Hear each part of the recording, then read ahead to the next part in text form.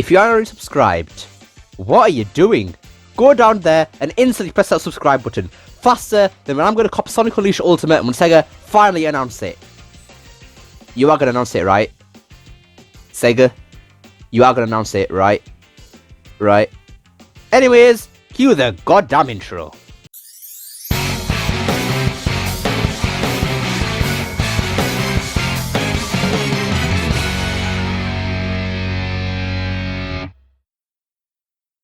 Hey, what's up? This is Unleashed here today, and once again, I'm still recovering from my illness, so that's why my voice sounds a bit weird. So excuse that, please. Thank you. By the next video, I should be all well. So hopefully, I'll be better by then. Please. It's getting really annoying to hear my own voice sound so weird now. Anyways, looks like the Switch Pro has finally been announced. Thank you, Nintendo. The Switch Pro. Switch Pro. Alright, turns out the leaks were wrong and we didn't get the Switch Pro. We got the Nintendo Switch OLED model. That name rolls right off the tongue, doesn't it? Absolutely amazing.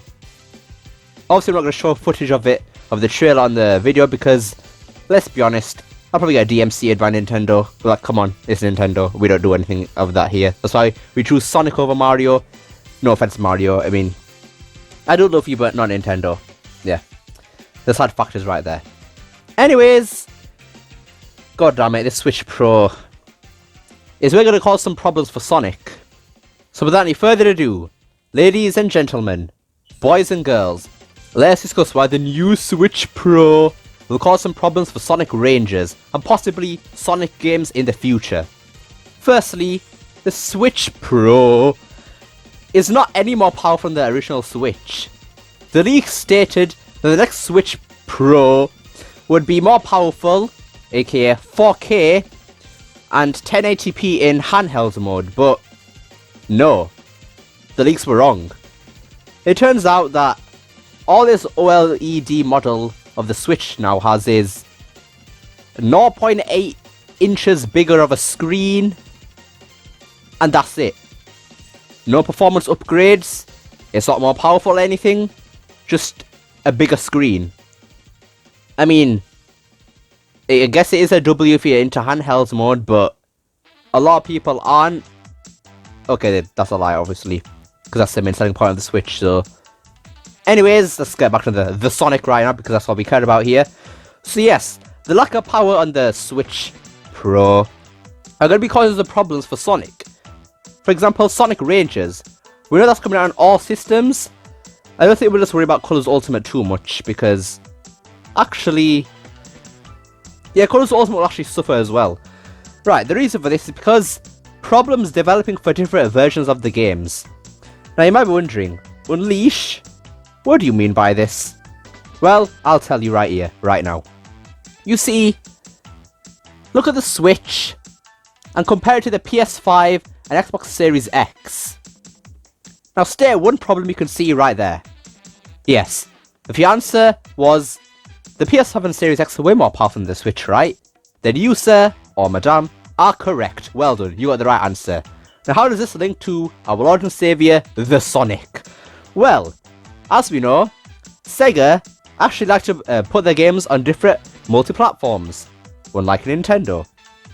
Which means Sonic Colors Ultimate and future games like Sonic Rangers will be on the weak and pathetic Switch, and also they'll be on the PS5 and Series X.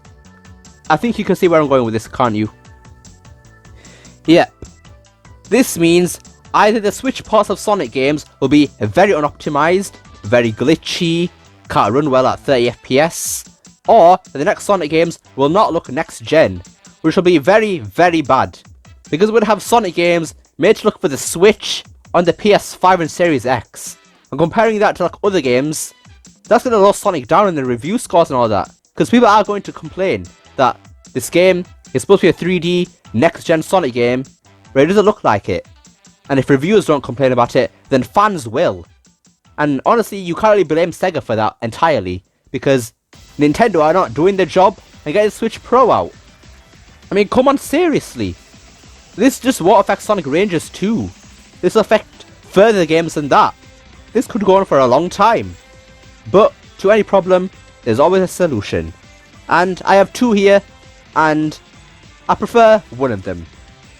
And the one that I prefer is Sega should get, for example, DIMPs to make new versions of the next Sonic games, especially for the Switch. Why would this be great?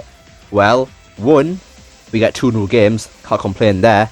And 2, it means that none of the versions will be suffering from the lack of power of the console, because one version, for example the DIMPs version, will be made especially for the Switch and take advantage of that.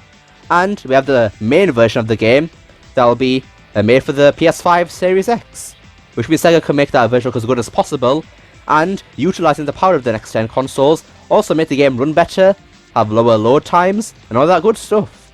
Honestly, that actually sounds very good. It's basically like the Sonic Unleashed, which is basically Sonic Unleashed on the Wii version. And then they have the Colors DS version, Sonic Generations 3DS, and Sonic Lost World 3DS. Honestly, I think it really would be good for Sega just going to do something like this, because yeah, we have had DIMPs back for a while now, have we? Right, and for the solution 2 here, I think the only other solution here is that Nintendo actually do announce Switch Pro in the future. But unfortunately, if that does happen, Rangers will still be in danger, because there's no way that Switch Pro is coming in before Rangers, especially if the Switch OLED model is coming out this October. We don't know when Sonic Rangers will be coming out next year, but I don't think the Switch Pro will be coming out next year. Definitely not, because it seems too early for that to happen right now, especially if they're just going to announce an OLED model of the Switch. It just seems too soon, and I think Nintendo want to prolong the sales of the Switch OLED model. I saw Sonic saying that. Just so they can rinse it out as much as they did with the Switch, or like Rockstar Games rinsed GTA 5, and keep it going for as long as they can, until the sales start dipping and they start making as much money, which at that point, then they'll bring in the Switch Pro. And that definitely will not be at any time near Rangers. Well, before Rangers anyways. And I think, well, actually no, I was going to say the next Sonic game might be in danger, but Sonic games come out every 5 years now. Yeah. Right, anyways, that's the first dangerful thing. Dangerful? Is that even a word? Right, anyways, that's the first danger for Sonic Rangers. It's now time for the second danger for Sonic Rangers. And actually, Premi talking about this. He's the first one to talk about this, so all credit goes to him. Go subscribe to him, man. Honestly, what a legend this guy is. But that is concerning The Legend of Zelda Breath of the Wild 2. Now, how this affects Sonic Rangers? Well, let's look at the similarities here. Allegedly, Sonic Rangers will be an open world game, inspired by the first Breath of the Wild game. And what's coming out now? Breath of the Wild 2. So, I think you can already see the problem here. The original Breath of the Wild was a critically acclaimed game.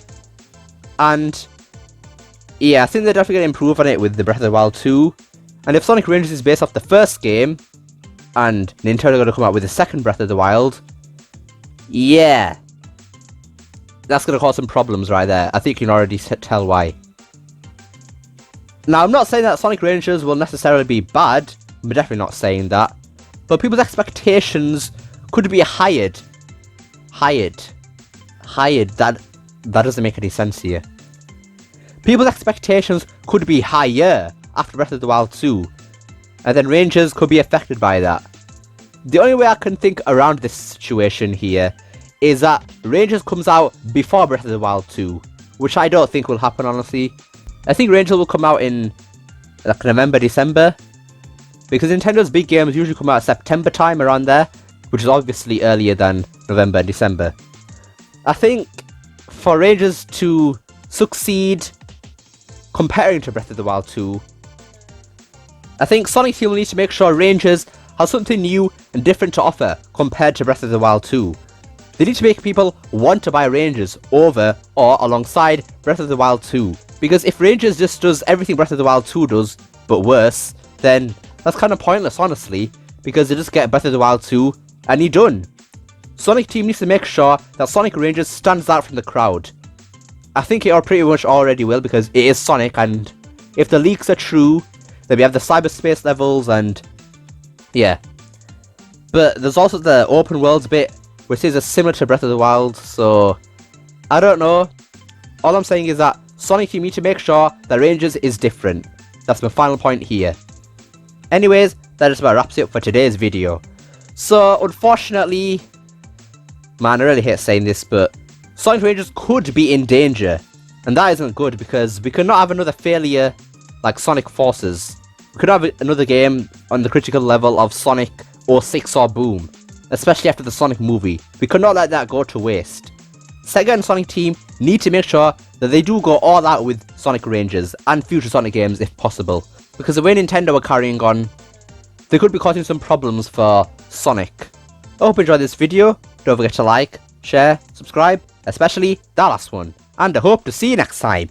Peace!